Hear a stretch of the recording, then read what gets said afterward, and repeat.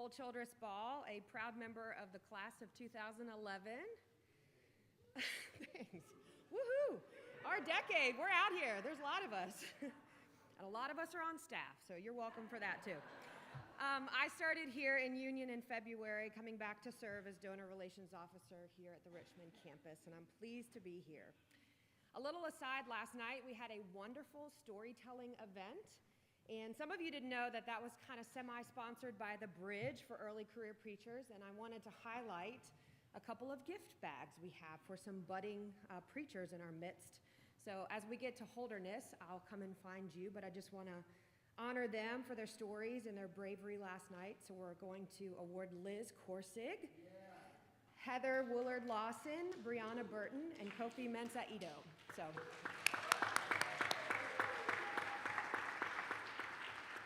you'll get a delightful goodie bag from the Bridge when we go over to Holderness. I just want to echo Lee's message from yesterday. Please see me or others with our delightful Ask Me button if there are ways that we can make your time on campus here a bit more comfortable. I will redirect you to your Sprunts Bible. I've seen all of you carry it. Thank you. This is your program that details everything about our schedule along with your worship liturgy. Today, I want to direct you to the bottom of the program on the very back page, which has details about our UPSEM portal. We really endeavor in advancement to stay connected with you as you throughout your ministry, including new calls, your transitions, life updates like marriages or children, if that's your path. But one of the easiest ways to do that is to take some time to update your own profile. So I'm going to use the words from Tom Cruise in the 1996 Jerry Maguire film, "Help me help you." Help us help you. We do not want to send you old mail to your old mailing address. We do not want to congratulate you on 5 years at an associate pastoral call when you've moved and then taken a head of staff call. We would like to know if you're serving your denomination in a leadership capacity or that you are bringing your congregation to serve your community in meaningful ways. So please, please, please take a few moments to log in and update your profile so that we can also share with you news of the seminary, invite you to alumni gatherings, share details about all of the wonderful, and I mean wonderful, continuing ed opportunities that are happening all the time here at Union. And while you're there, you can give a look at your giving history. I would not do my department justice if I didn't invite you to consider making a gift to the annual fund by June 30th. And actually on the other side, this says, "Hello, are you there?" You can scan the QR code and make a gift safely online. We always want to say thank you, thank you, thank you, thank you for all the ways that you give to Union Presbyterian Seminary. A quick reminder about our schedule following this program here in Watts. We're going to head over to Holderness, where we're going to be celebrating our Unsung Staff Hero Award for Amanda Montag, and also highlight our Rising Star alum, the Reverend Megan Argabright. So please join us in Holderness immediately following the lecture. Those are all my details. Now, our moderator for this morning's lecture is Dr. Christian Sanchez, Assistant Professor of New Testament on the Charlotte campus of Union Presbyterian Seminary, where he was called to serve in 2024. He holds a Bachelor of Arts in Bible and Theology from Southwestern Assemblies of God University, a Master's in Analytical and Exegetical Theology from the University of St. Andrews, and a doctorate in New Testament from Baylor. His research primarily focuses on the Gospel of Luke, the Acts of the Apostles, the Book of Revelation, early Christian apocalyptic theology, empire studies, and postcolonial interpretation. And most notably, because of his doctoral research in Lucan literature, speaks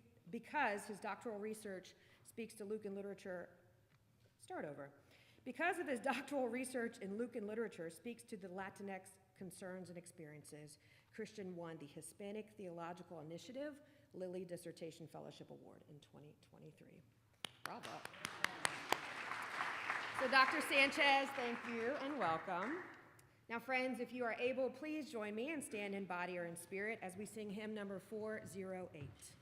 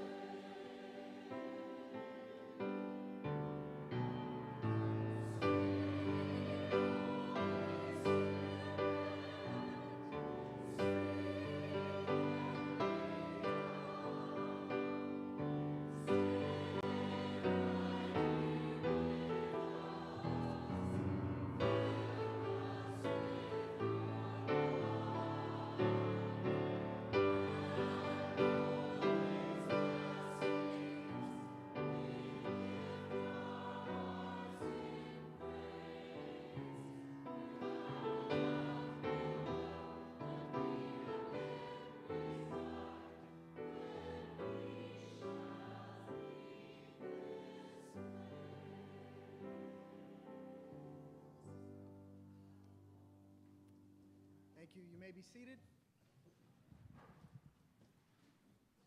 Let us pray.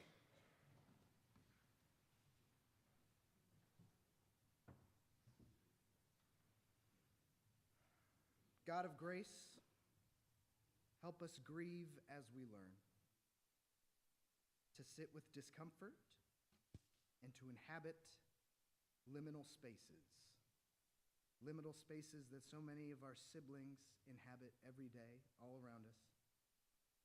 Pray that you would soften our hearts, open our minds to relook at situations differently.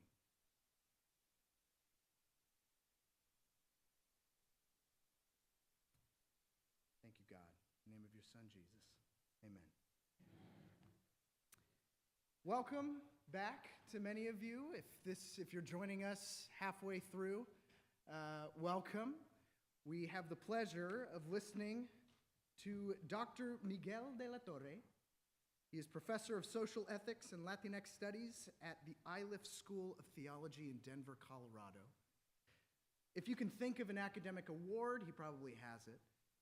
If you have read an academic book, particularly in the area of social ethics, it's a good chance he's probably written it.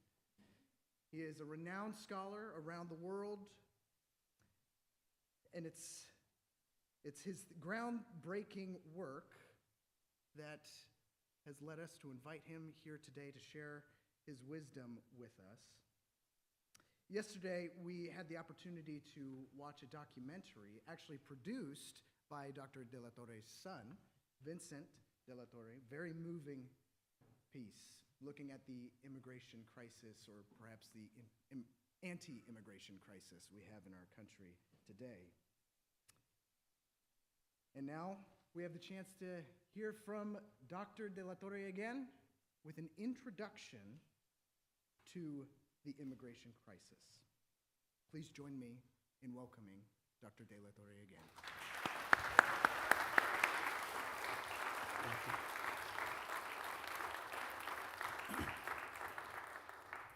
On June 21st, 1960, I received a letter from the U.S. government saying that I was in violation of Section 242 of the Immigration and Naturalization Act. In other words, I overstayed my tourist visa, and I was ordered to self-deport within 30 days. I did not. The question I want to wrestle with today is, why am I here? Why did I come? You see, for some, I came searching for liberty and freedom. For others, I came to suck up all of your generosity and free resources. I assure you that both of those answers are incorrect. The reason that I am here is because of sugar, because of tobacco, and because of rum, the three necessities of life. This country invaded my country 3 times in order to have governments that ensured U.S. businesses will thrive in my country. You see, back in 1895, my country, Cuba, was at the threshold of winning a 30-year struggle for independence from Spain. For 30 years, 3 major wars and a bunch of skirmishes, we finally controlled the major cities of the island and most of the countryside. But we had a problem. And that was that since the establishment of the United States, they have coveted our island. John Adams, the second president, believed that Cuba would fall into the orbit of the United States. Thomas Jefferson wrote that it is to our best interest to acquire Cuba. And the reason being, during the War of Independence, the British attacked the United States from the Havana ports. And at that moment, a strategically understanding new republic knew that Cuba was not only the first line of defense, but also the first line of offense in taking control of the Gulf of Mexico.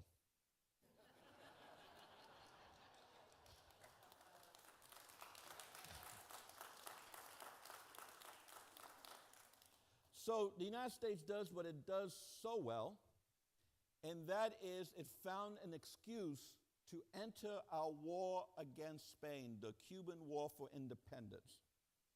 A ship blew up on the Havana harbor known as the Maine, which we remember.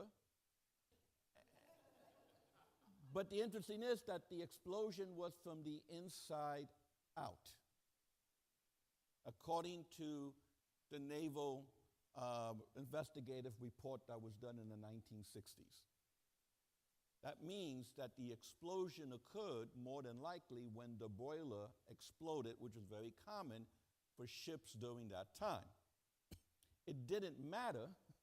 It was the excuse to go ahead and enter the war to save Cubans from the evil Spaniards, even though we never asked to be saved or for the United States to enter that conflict. It did anyway. And on the day that the Spanish ended the war, we have what is called the celebration, the ceremony of the flags. See, on that day, every time a colonizer leaves a country, the flag of the colonizer, in this case Spain, would come down, and the flag of the new republic would go up. But on that day, the United States Army prevented any Cuban who fought for the last 30 years to enter the city of Santiago to witness the departure of the Spaniards. So on that day, the Spanish flag came down and the stars and stripes went up.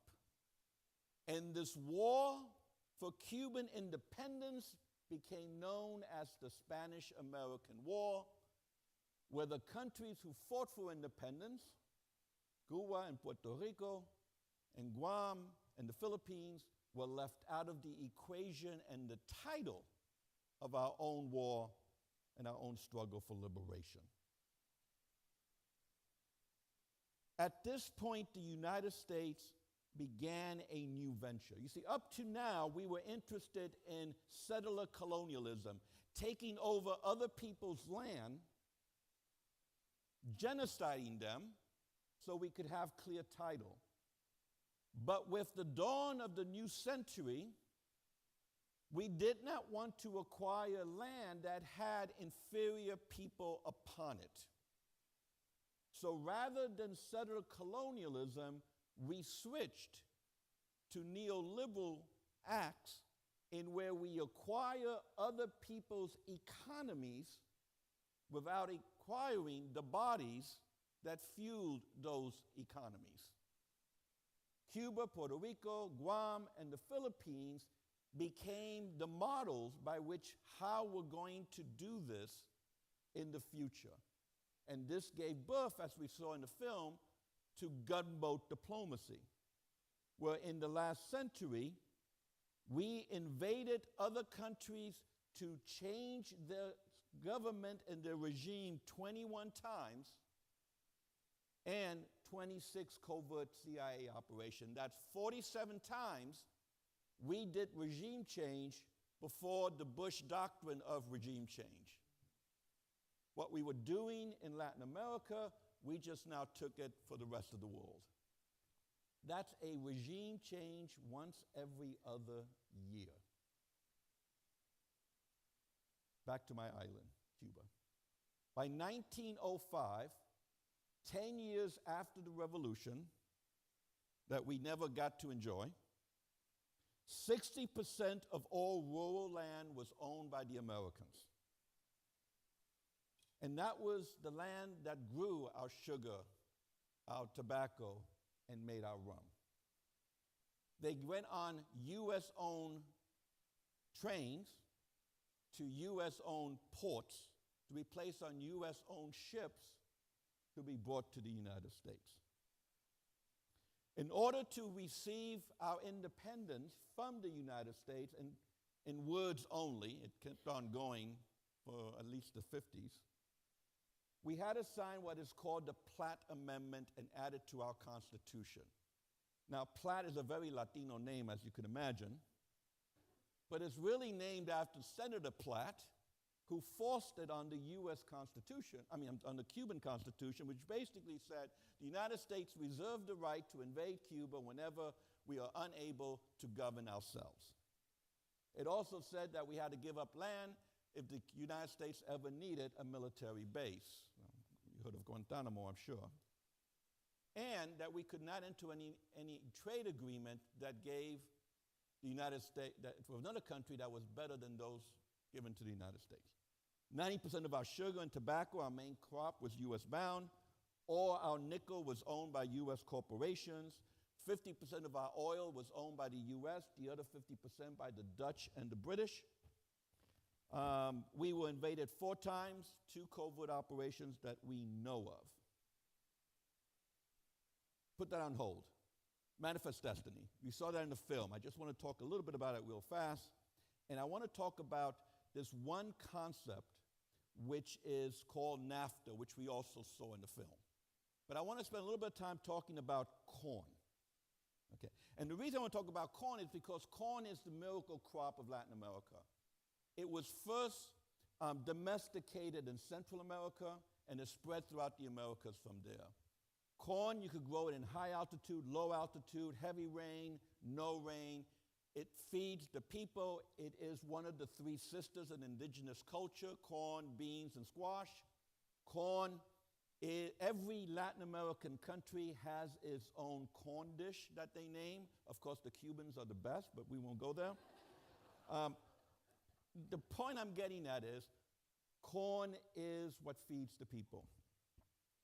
The World Bank, which is no friend of the poor, said that the main cause of world poverty is the $1 billion a day we spend subsidizing crops. Okay? U.S. spent $41.9 billion subsidizing corn from 1995 when NAFTA was ratified to 2004. Okay?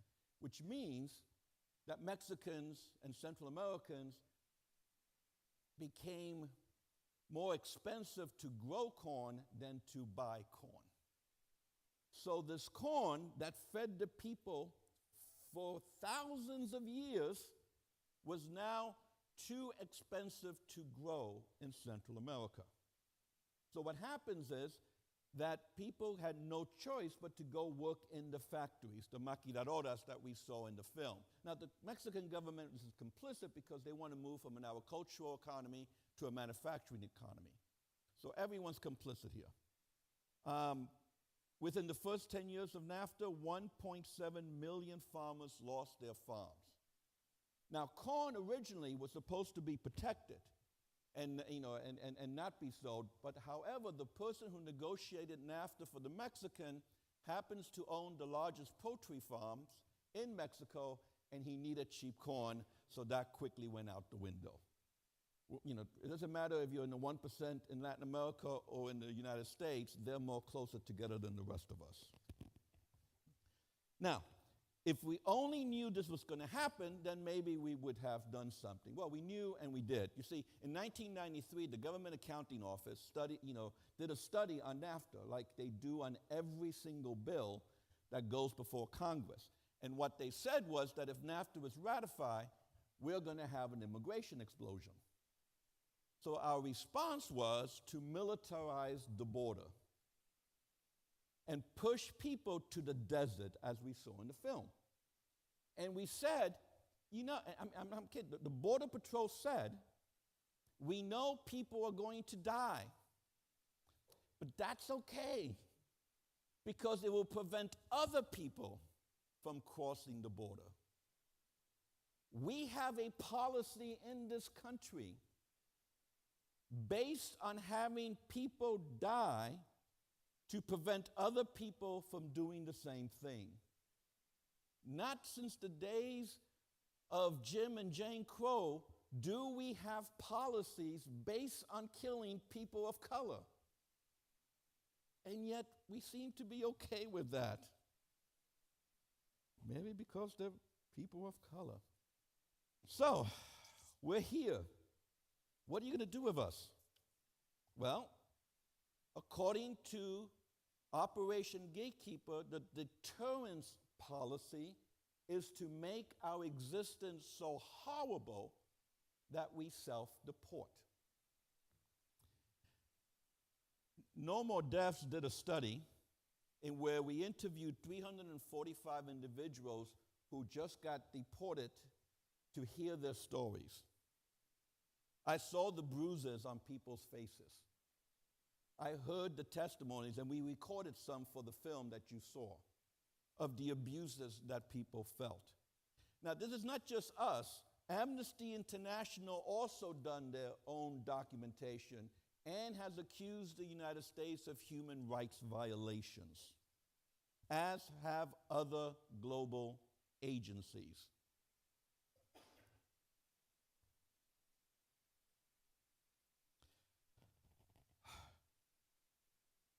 How do we react to this? I know that many times in social ethics it says, well, we need to organize civil disobedience. Okay. That's not what we need to do.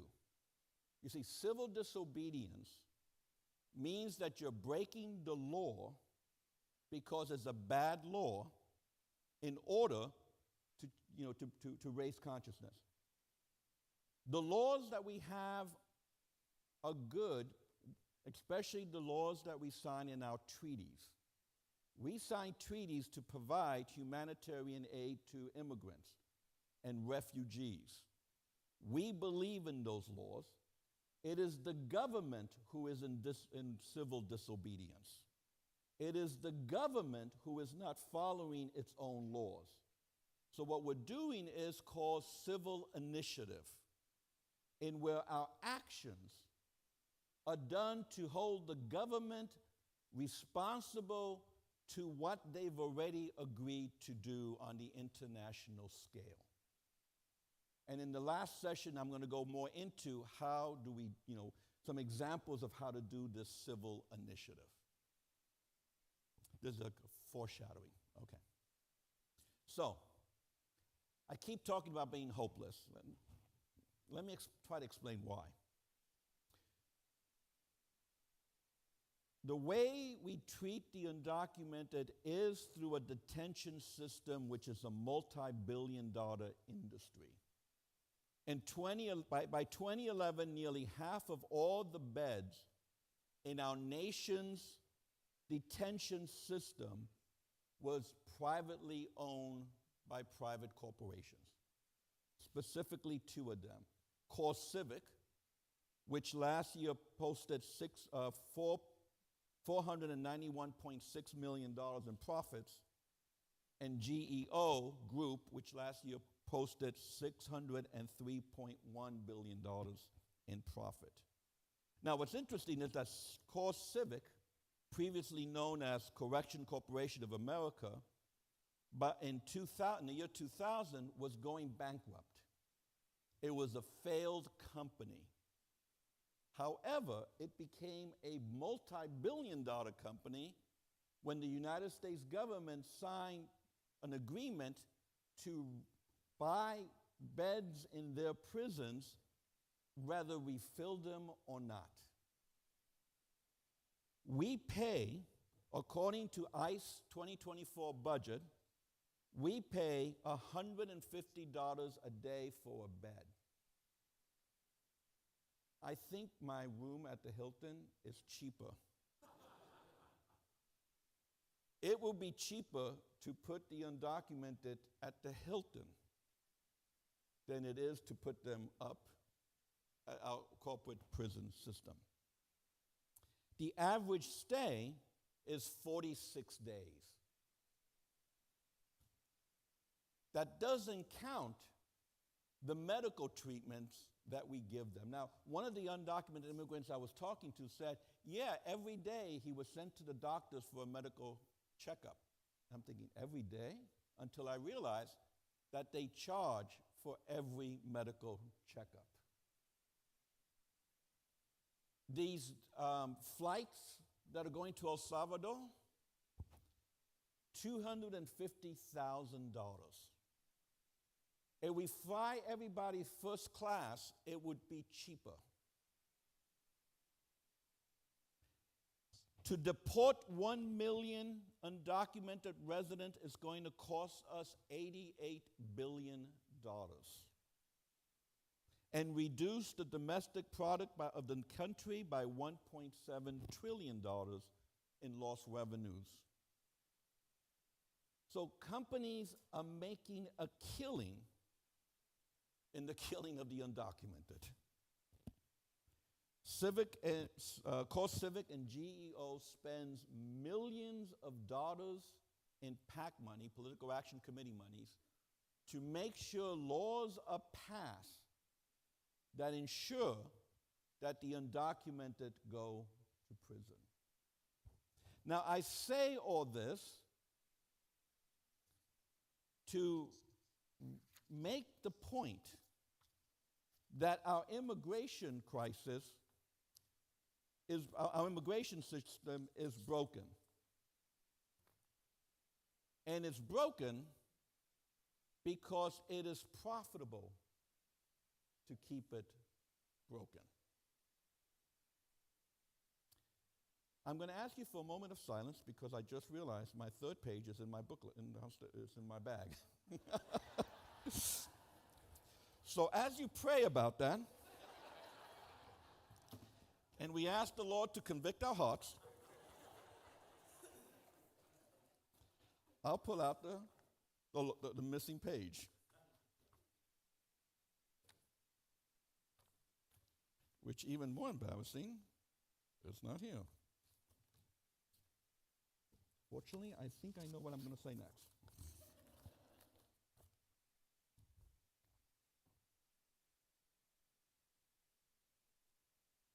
Our immigration crisis is broken. The reason I am hopeless is because to fix immigration and make it humane will mean that the stock values of these corporations will drop. And more importantly, it would mean that we will have a large unemployment from these people who work in these for-profit corporations.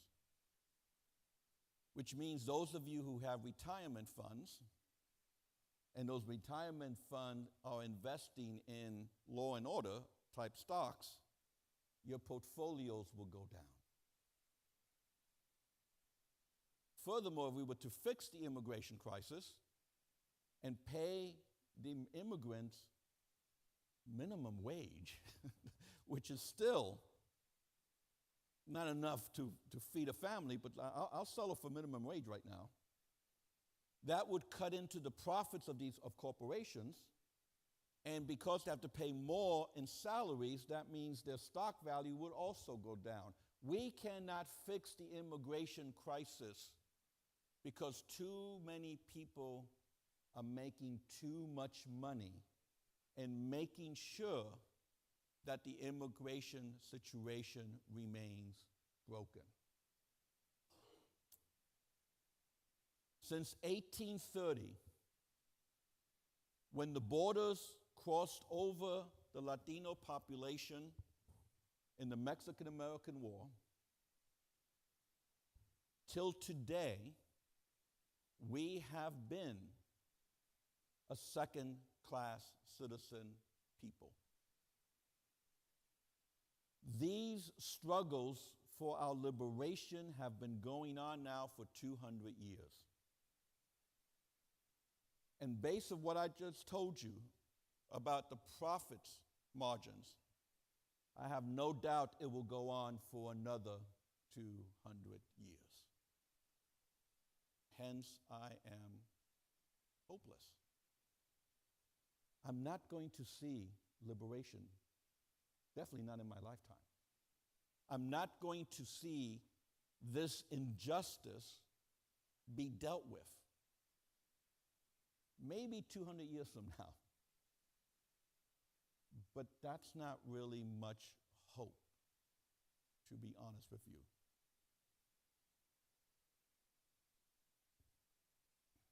Why am I here? Why did I come? And I said this in the film. When a nation builds roads into another nation for the express purpose of stealing their raw materials and their cheap labor, we should not be shocked when those people take those same roads following everything that has been stolen from them. I am here following my sugar, my rum, and my tobacco. I am here because of what has happened, the foreign policies of what occurred in my country. That is why I am here. And I am here with my resources which built this empire. I mean, we mentioned in the film, when Manifest Destiny occurred and we invaded Mexico, not only did we take western United States, we took all the gold of California, all the silver of Nevada, all the oil of Texas, all the copper of New Mexico and Arizona, and all the minerals that are throughout Colorado. Those are the upfront cash that helped launch an industrial revolution. I don't like to play what's it's with history, but what would have happened if Mexico would have kept all those resources? Probably we were the ones who were crossing the borders then. And I don't, you know, and here's the thing about it. It is our resources and our cheap labor that built this empire. It is 100 years of gunboat diplomacy of stealing the resources of Latin America that built this empire. I always come across really nice Christians who say things like, you know, in dealing with the immigration, we have to show hospitality. I mean, those poor people, Jesus wants us to be hospitable to them. But you see, hospitality assumes you own the house. And you're going to let me stay in a room in your house as long as I behave. And if I don't behave, you're going to kick me out. My resources built this house. I don't want your hospitality. I want my damn house back. Thank you.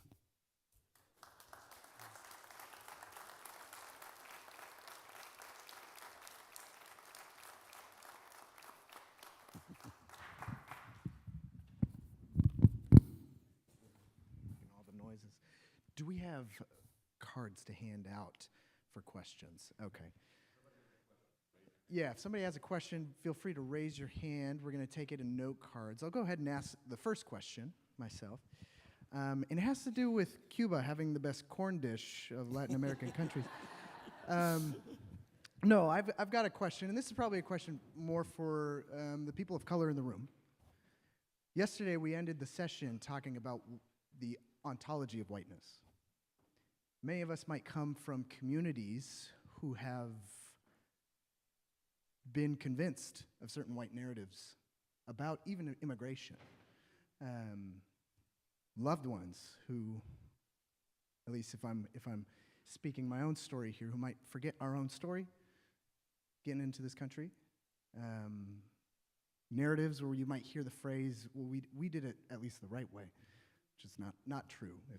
If I'm being honest, we did not do it the right way.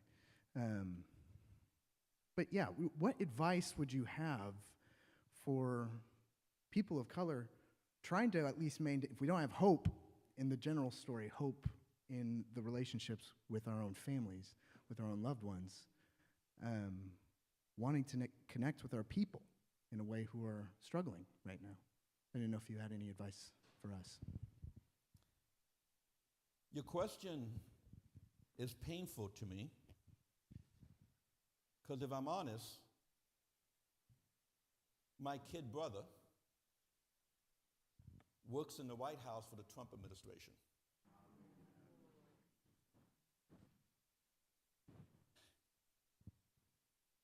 And I struggle with what do I say to my family who sees me as some, what's the word, left radical lunatic.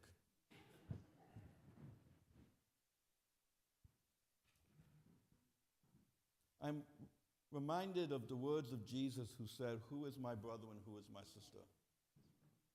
But those who do the work of the Lord, of God." As much as I love my brother and will give him my kidney if he needs it, he is no longer my brother. My brother is those, or my sister or my sibling, are those who are doing the work for justice. And that's painful, but that's the model that I'm getting, and that's the advice that I'm trying to follow. Thank you. Yeah. Yeah. Are we collecting the note cards? No. I'll go ahead and hand the mic off to people instead of reading note cards. We got 'em right here. So I was wondering what emotion or force drives you to keep fighting for justice when hope is run out? The answer is going to be in the last session, but I'll go ahead and I'll go ahead and answer it now, and we could repeat it then. I don't fight for justice because I think I'm going to win. I'm not. Racism, classism, sexism, homophobia, transphobia are going to be around a century from now. So I have no illusions that I'm going to win. For me to say, well, I'm not going to win, so I'm going to go ahead and why bother, would then be a demonstration of the privilege I have not to bother. For those who are among the most oppressed, they have no choice but continue to struggle for justice and liberation, even though they're going to lose. So I'm going to be in that radical solidarity with the oppressed. I do it not because I'm going to win, not because I'm going to get an extra ruby in my crown when I get to heaven, because that would make it very transactional.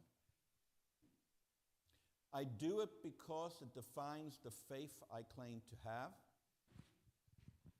But more importantly, it defines my very humanity. I have no choice but to continue this fight.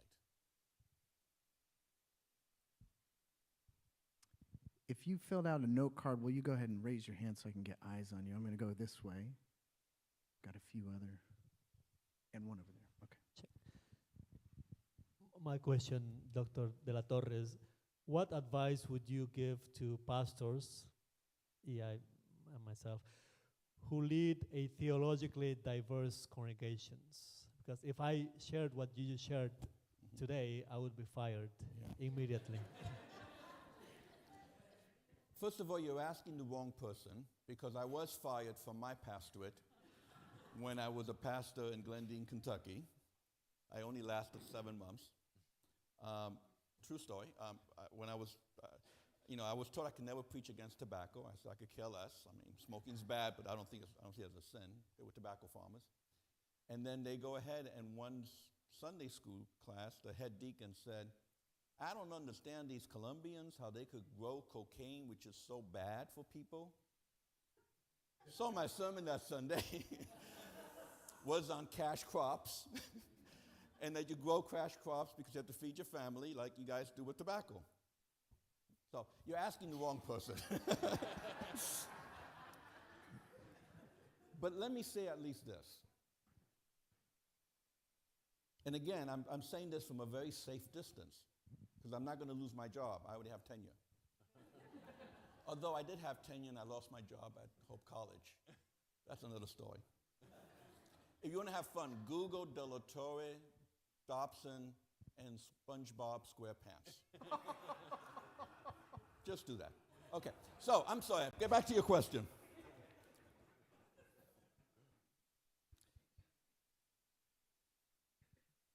Do you have a job or do you have a calling?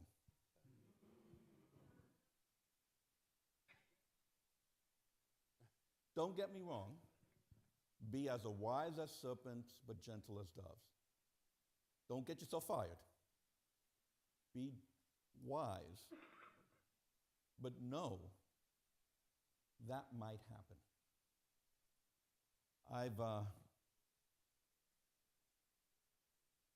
I wrote an op-ed that came out today, and where I kind of wrestled with some of this, and I guess, by the way, I found my notes for my last page as it got stuck to the bottom, and I just missed one thing, and I'll say it now. I am very afraid now. I am terrified. This government is deporting people who have legal standing with green cards and U.S. citizens who are 3 years old with cancer. What the government giveth, the government taketh away. I have been asked by family and friends to calm down. Not to say so, to police my tongue, to discipline my body for the purpose of safety. I'm on that professor watch list. Are you familiar with it? That most dangerous professors in America. I take it as a badge of honor, but still, I have had, I'm afraid that I might lose my job, not because of my institution, but because of the pressure of the government saying we're not going to give your institution federal funding for loans if you continue to preach anti-Semitic, racist things. So I'm afraid also of losing my job. I really am. But being brave from a safe distance, I'm coming to the conclusion that if I close my mouth and do not speak, then the stones themselves will cry out for justice. Right. I have no, if I shut up now, then my every book I wrote and every sermon I ever preach is a lie, and I have lived a life which is a lie. I'm afraid, and I'm a coward, to be honest with you, but I'm going to refuse to play that role. I am going to continue doing what I'm doing, trying to be wise, trying to screw with the systems, try not to be foolish, but knowing that those might be the price that I have to pay, which is a lot less price than some of my ancestors paid in the past. I'm not telling you what to do. Every church is different, every situation is different. What I'm saying for me, I'm going to have to continue doing what I'm doing. I have no choice, like I said earlier, because it defines not only my faith, it defines my humanity.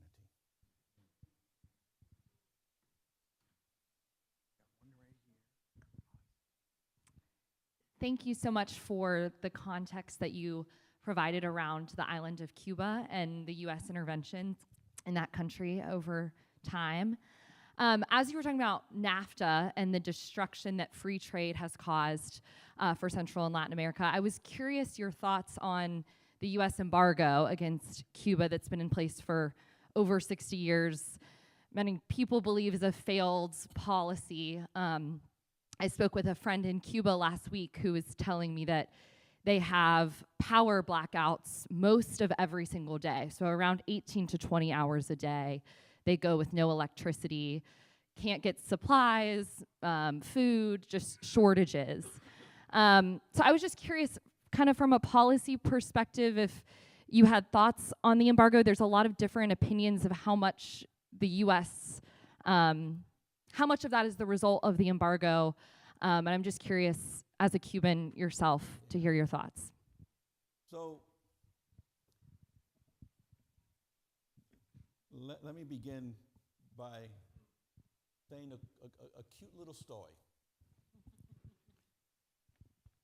One day, Libretto, and he is like the Cuban character. He kind of represents Cuba in the same way that Uncle Sam represents the United States. Was chopping cane. And as he was chopping cane, he comes across this clearing and he notices God sitting on a stool, dressed in the white clothes that most of the plantation owners wore at that time. And chewing a piece of cane, Libretto puts his machete to the ground and says, God, maybe you have not heard, but we Cubans are now free. We broke away from Spain. And God looks up at him, all sweaty and, barefooted, and he goes, oh yes, I could see that the difference is tremendous. And he goes, but I have a question, God. Why is life so difficult for us? And God said, well, if everything was perfect, no one would want to go to heaven. So this island is the most beautiful of my creation, but I create hurricanes. And the beaches are beautiful, but I create pests.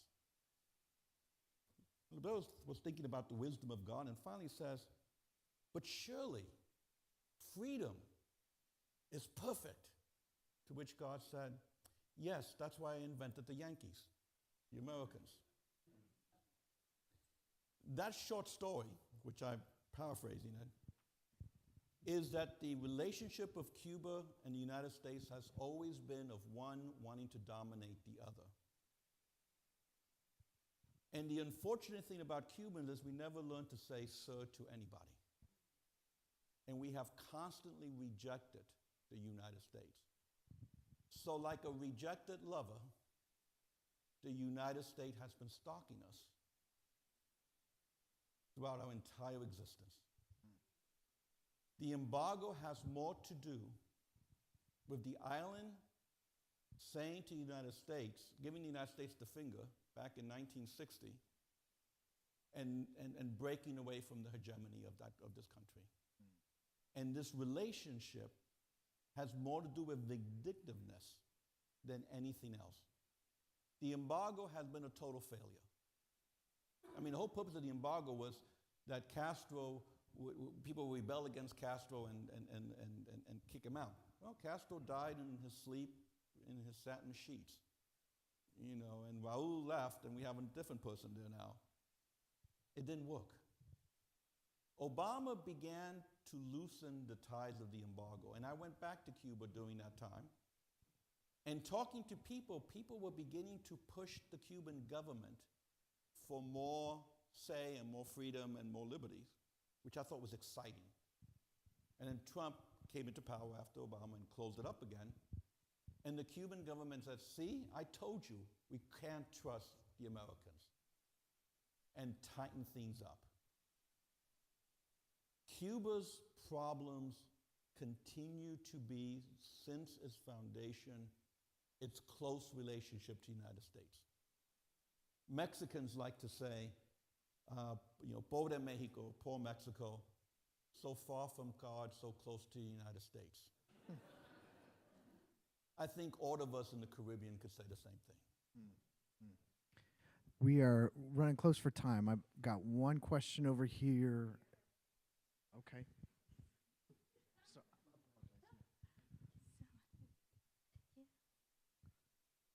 Thank you. Yeah, last year, your book, The Embracing Hopelessness, really deeply moved me. And I want to ask you argued that hope that can be a tool of oppression, which makes marginalized people quietly endures the future reward. So how can you apply this framework to the immigration crisis? I mean, where migrants are often told to just trust system, but sometimes it's frustrating. It's Yes. frustrating. Yeah, don't trust the system. So we begin with that. Don't trust the system. So let me give you some examples of what people actually did. Okay, so when my book came out, I was invited to speak to No More Deaths and Border Links and the Humanitarian Samaritans at a conference they did together. And I began to share these ideas of hopelessness. John Fife, who's a pretty good Presbyterian, I understand. Well, I'm not sure he's a good Presbyterian, but he's a Presbyterian anyway. Dear friend, I'm joking because I love the guy. John Fife told me afterwards that my concept of hopelessness helped him understand that they're never going to fix the immigration crisis. And once he realized that, he was able to start doing some more radical stuff. The purpose of this hopelessness, and we focus so much on the hopelessness. If you have hope, all power to you, but the purpose of the hopelessness is to move us to a place of radical praxis. So one of the things that he did, at the time there was this thing called Operation Streamline, which was a system in where everyone had to stand before a judge and be convicted of illegal entry into this country and then sent to jail, to one of these corporation for profits. And I went to them and I timed it. They would have 7 or 8 defendants before a judge. They would hear the charge, hear the defense, make a decision, and convict these individuals, 7 of them, within 2 or 3 minutes. I mean, and it was literally an assembly line. They would bring in like about 70 people in chains. They would sit down, and it was like, to give them the due process. We don't bother those things anymore. Who cares about due process? So, what John Fife and his friends did, he showed up during one of the hearings, and during the hearings, this Presbyterian minister stands up and says, "Oh Lord Jesus, we ask for your forgiveness for what we are doing and the injustices." The bailiff came and threw him out of the courtroom. Then the rabbi stood up. Hashem, forgive us for this injustice that we are doing to these people. He was taken out. An imam stood up and started praying to Allah. And what they did was they literally began to screw with the system by praying. Okay. Another thing they did, which I love, the younger kids, from Eloy, which is where they hold the immigrants, they put them in buses and take them to the courthouse for the trial. So there was a car in front of the bus that immediately stopped. The bus stopped, and then the activists came out and with dragon sleeves tied themselves around the wheels of the bus. I don't even know what dragon sleeve is. They're sleeves that are made with mesh and concrete and rocks so that you can't cut through them. And they locked themselves and literally stopped the whole process for the day. Now, did it fix immigration? No. But these are the type of acts that I'm calling for, this screwing with the system, this playing the trickster, that brings attention to the crisis. And like I said, what we're doing is civil obedience. We're holding the government accountable to their rhetoric. The government is the one that is breaking the law, not us. Lee, what do you think? I think we're about time. If you had written a question, please save it, because we have a few other sessions that we're going to have throughout the next day and a half. Will all of you join me in thanking Dr. De La Torre?